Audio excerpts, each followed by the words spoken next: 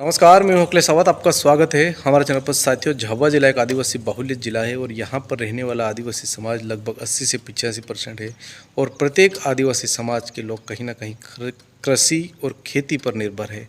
आपने देखा होगा कि जो अभी समय है, जो बरसात का समय है, जिसमें प्रत्येक आदिवासी किसान अपने खेतों में बोवनी करेंगे और वो बीज बोएंगे। जैसे कपास हो गई, मक्का हो गया, सोयाबीन हो गई, तिलहन हो गई, दलहन होने की दालें हो, ऐसे तमाम सारे जो बीज है अभी जो किसान बोएगा।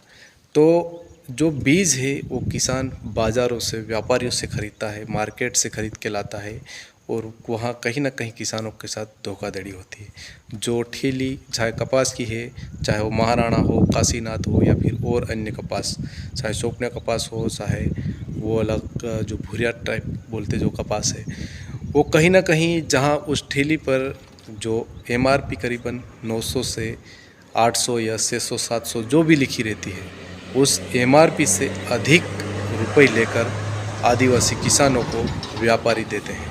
चाहे वो मक्का हो गई हो, चाहे दाल हो गई हो, चाहे सोयाबीन हो गया हो, प्रत्येक जिन ठेली पर जो एमआरपी लिखी हुई रहती है उस एमआरपी से अधिक रुपए लेते हैं। तो कहीं ना कहीं मेरा आदिवासी समाज के उन प्रत्येक आदिवासी किसानों से निवेदन है कि आप इस धोखाधड़ी का शिकार ना होइए। अगर आपके साथ कोई व्यापारी जो एमआरपी से अधिक रुपए लेता है, चाहे उस आपको ये देखना है कि उस चाहे आपने कपास अगर ख़रीदा है तो कपास की ठेली में एमआरपी कितना लिखा हुआ है और व्यापारी आपसे कितना ले रहा है। और तो और प्रत्येक आदिवासी किसान जब बीज खरीदते वक्त उनसे वहाँ का जो जीएसटी बिल है, उस दुकान का जो बिल है वो अवश्य मांगे, ताकि वहाँ पता चल सकता है कि ये कि बिल कितने रुपए का है और हमसे कितने रुपए लिए जा रहे हैं और उस एमआरपी में जो ठेली में लिखा हुआ एमआरपी कितने रुपए की है ये पता कर सकते हो। और बहुत बार आपने देखा होगा कि कई सारे आदिवासी समाज के लोग पहले से बरसात से पहले अपने जो बीज है, चाहे सोयाबीन हो, कपास हो, मक्का हो, ये खरीद के रख लेते हैं। लेकिन बहुत सारे ऐसे भी किसान हैं जो बीज खरीदते हैं लेकिन वो 2-2 3-3 हज़ार रुपये दे आते हैं और लेकिन बोलते नहीं, क्योंकि उनको बीज मिल गया और उन्होंने पैसे देके कर लिया गया। उसके पीछे व्यापारी कितना रुपए कमा रहे हैं। एक अगर उदाहरण बता दें कि एक महाराणा या एक काशीनाथ की ठेली आपको 800-900 रुपये में मिलती है और उसका व्यापारी लगभग 3,000 से 4,000 रुपये चुपके से आपको देता है, तो नुकसान किसका है? ये प्रत्येक आदिवासी किसानों को समझने की ज़रूरत है।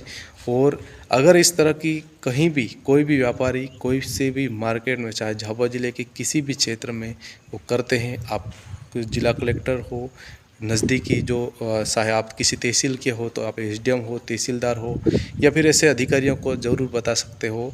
और हो सकता है आप हमको भी बता सकते हैं। अगर इस तरह की अगर हरकतें होती है, कोई सामाजिक संगठन है, प्रत्येक लोगों को आप इस तरह से बता सकते हो। और जो धोखाधड़ी हो रही है और जो लूटपाट जो व्यापारी मचा रहे हैं उन पर आप कार्रवाई करा सकते हो, क्योंकि इस तरह से जो गलत है, जो कालाबाजारी होती है, उसको भी रोकना चाहिए। और बहुत बार आपने देखा होगा खाद की ठेली अगर शासकीय रेट के हिसाब से देखा जाए तो 270 या 68 के रूप 268 के आसपास जो मिलती है, लेकिन बाज़ार में उसको 500-400 से अधिक रुपए में दिया जाता है।